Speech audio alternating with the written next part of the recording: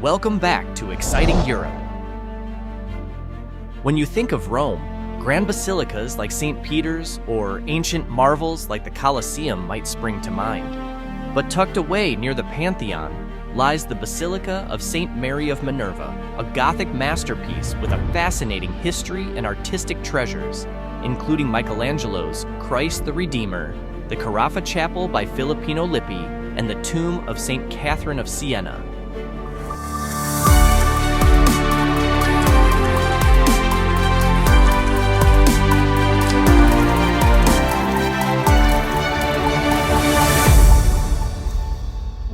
The Basilica of St. Mary of Minerva is situated in the heart of Rome in the historic city center. It is located on the Piazza della Minerva, just a short walk from the Pantheon and the Trevi Fountain. The closest metro station is Bernini on Metro Line A, which is a 15-minute walk from the Basilica. The Basilica is open daily from 9 a.m. to 12 p.m. and from 4 p.m. to 7 p.m. However, it's always a good idea to double-check the current opening hours before your visit, as they may be subject to change due to special events or religious holidays. Unlike most Roman churches, St. Mary of Minerva isn't built on early Christian foundations. Its name hints at its unusual origin. Sopra Minerva means over Minerva. Ancient Romans mistakenly believed a temple to the goddess Minerva stood here, but it was actually dedicated to the Egyptian goddess Isis. The church we see today dates back to the 13th century, when the Dominican order transformed the site into Rome's only Gothic-style church. It became a center of learning and power, hosting figures like theologian Thomas Aquinas.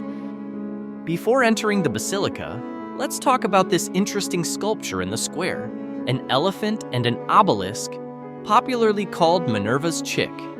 The obelisk is one of 13 ancient Egyptian obelisks brought to Rome during the Roman Empire. It was originally erected in the Temple of Isis, the Egyptian goddess, which once stood near the site of the present-day Basilica. The obelisk was rediscovered during excavations in the 17th century. Pope Alexander VII commissioned Bernini to design a pedestal for the rediscovered obelisk. Bernini, known for his theatrical flair, chose an elephant to support the obelisk. The elephant was a symbol of strength, wisdom, and piety in Renaissance art. The combination of the Egyptian obelisk and the Bernini elephant represents the fusion of ancient cultures and Christian faith, a common theme in Baroque art. The statue's affectionate nickname, Minerva's Chick, is thought to be a playful reference to its small size compared to the imposing obelisk. There is a prominent Latin inscription on the pedestal of Minerva's Chick, which in English translates to, "Let anyone who sees here the figures of Egyptian wisdom carved on the obelisk carried by the elephant, the strongest of beasts, understand the symbolism to be that a strong mind supports firm wisdom." The Basilica is the sole example of medieval Gothic architecture among Rome's churches. Its interior comprises 3 naves, gracefully spanned by ribbed vaults resting on pilasters. The blue vault, adorned with golden stars, offers visitors a truly captivating sight. This ceiling provides a glimpse of how the Sistine Chapel might have appeared before Michelangelo's transformative touch. Several chapels, each retaining its Baroque character, line the lateral naves. These chapels, historically associated with noble families, are brimming with artistic treasures. In fact, the entire basilica resembles a magnificent art gallery. This richness is a testament to the contributions of numerous talented artists, including Bernini, Michelangelo, Filippino Lippi, Maderno, and others. The Annunciation Chapel is the 3rd chapel on the right. Inside, you'll find Pope Urban's 7th tomb. The centerpiece is Antoniazzo Romano's Annunciation, painted around 1500, along with depictions of Saint Dominic and Saint Hyacinth. In the painting, Mary receives the news of Jesus' conception while giving dowries to young women. Torquemada, dressed in Dominican robes, presents them. The smaller size of the figures emphasizes the contrast between the human and divine realms. This act reflects the Dominican order's ongoing commitment to the well-being of individuals, both spiritually and materially, through preaching, education, and charitable work worldwide. The Carafa Chapel, dedicated to St. Thomas Aquinas, is a testament to the admiration of Cardinal Oliviero Carafa for this great Dominican saint. Commissioned by the Cardinal and beautifully decorated by Filippino Lippi, the chapel is a masterpiece of Renaissance art. The chapel's vault features 4 sibyls, while the Carafa family coat of arms is prominently displayed in the center. On the main wall, the Annunciation scene depicts St. Thomas presenting Cardinal Carafa to the Virgin Mary. Above this scene is a unique depiction of the Assumption of Mary surrounded by a collection of musical instruments. The right wall of the chapel showcases scenes from the life of St. Thomas Aquinas. One scene depicts the miracle of the crucified Christ speaking to the saint, while another portrays him seated on a throne, holding a book. This latter image alludes to Dominican spirituality, emphasizing the pursuit of truth and the fight against vice and error. Although some frescoes were removed to accommodate Pope Paul IV's tomb, the remaining marble, decor, and intricate details make the Carafa Chapel a jewel to behold. Getting ready for your exciting European adventure? Each city has its own unique charm, but before you head out the door, don't forget those travel essentials. A travel adapter is a must-have for keeping your devices charged. A portable charger will be your best friend when you're out exploring all day. And a good travel guide, well, that's your key to unlocking the hidden gems of your destination. Protect your belongings and memories with a secure anti-theft bag. Keep those pickpockets at bay and enjoy your trip worry-free. Check out the links in the description below for our recommended travel adapters, chargers, guides, hotel recommendations, and a selection of top-rated anti-theft bags.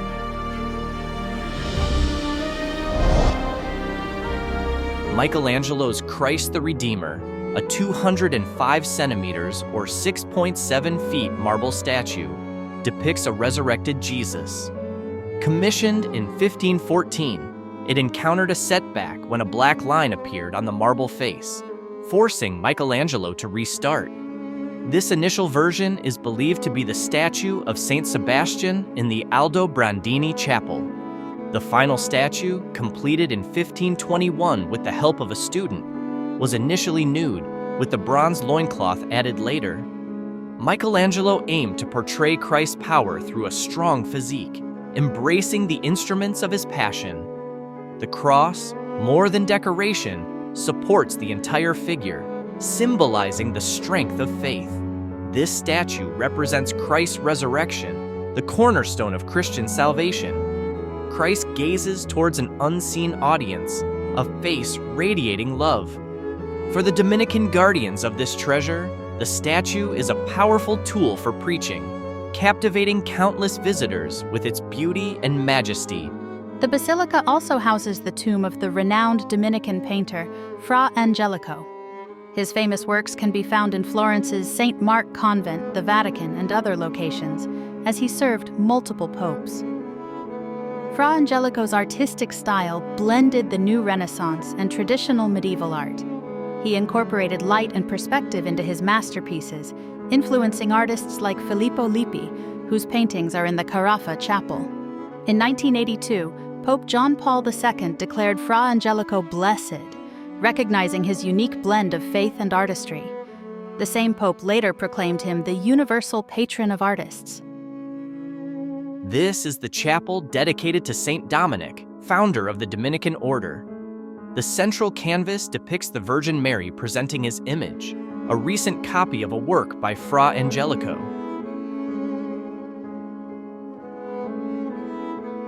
The sacristy, where priests prepare for Mass and sacred items are kept, was primarily decorated 1600. Crucifixion canvas takes center stage, while Giuseppe Puglia contributed to the Grand St. Dominic in Glory on the vault. Above the door, a fresco depicts 2 papal conclaves held here. 3 bees, the Barberini family emblem, are seen throughout, honoring their generous support for the Dominican order and the sacristy's decor. The valuable 17th century walnut furniture adds to the sacristy's elegance. behind it, glimpsed through railings, lies the room where St. Catherine of Siena passed away in 1380. Originally accessible from outside, it was relocated inside by Cardinal Barberini and adorned with stunning frescoes by Antoniazzo, Romano, and his students. Near the left nave's end, we find the stunning funerary monument of Maria Raggi, a masterpiece by the great Baroque artist Bernini. Maria Raggi became a Dominican nun in Rome after her husband's death and was known for her piety and reported miracles.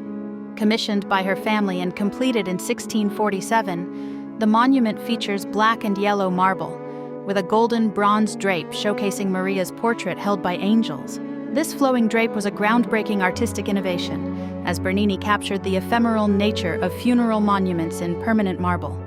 The black marble symbolizes death's inevitability, but the golden cross above it signifies the triumph of Christ over death. Maria's face, serene in a bronze medallion, represents the hope for eternal life. The cross is a reminder that death is not the end for those who believe.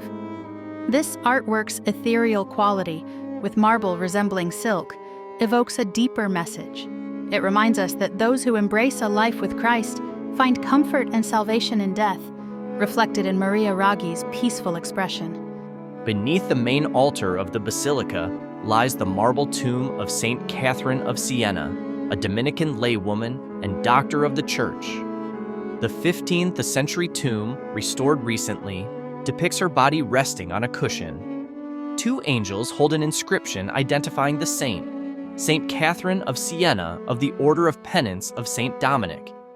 Born in 1347 to a wealthy Sienese family, Catherine had a vision of Christ at age 6, leading her to vow chastity. She devoted her life to God and others, working tirelessly for peace during a turbulent era. She even persuaded Pope Gregory V to return to Rome from Avignon. Catherine's extensive letters and her dialogue with God are still studied today. Before leaving Santa Maria Sopra Minerva, consider leaving a note at St. Catherine of Siena's tomb. It's a centuries-old tradition to seek her intercession, express devotion, or share personal intentions. Whether you're seeking guidance, offering gratitude, or simply connecting with her spirit, your note will join countless others as a testament to St. Catherine's enduring legacy. As we leave the hallowed halls of Santa Maria Sopra Minerva, we carry with us the echoes of centuries of history, art, and faith. From Michelangelo's powerful risen Christ to the vibrant Carafa chapel and the serene tomb of St. Catherine of Siena, this basilica is a treasure trove of inspiration. Thank you for joining us on this journey through Santa Maria Sopra Minerva. We hope you'll continue to explore the hidden corners of Rome and uncover its many treasures. Until next time, keep seeking, keep wondering, and keep discovering the beauty that surrounds us. This video is part of Rome's Must-See Basilica series. Check out the channel for playlists to learn more about the city's amazing basilicas, ancient ruins, great food, and Christianity. Thanks for exploring Rome with us. If you loved this video, hit that like button and subscribe for more European adventures. This channel has a great selection of videos for all interests, from quick guides on buying tickets and using public transport to in-depth explorations of the most important galleries, museums, and monuments. Let's explore Europe together, from Amsterdam to Rome, Milan to London, and beyond.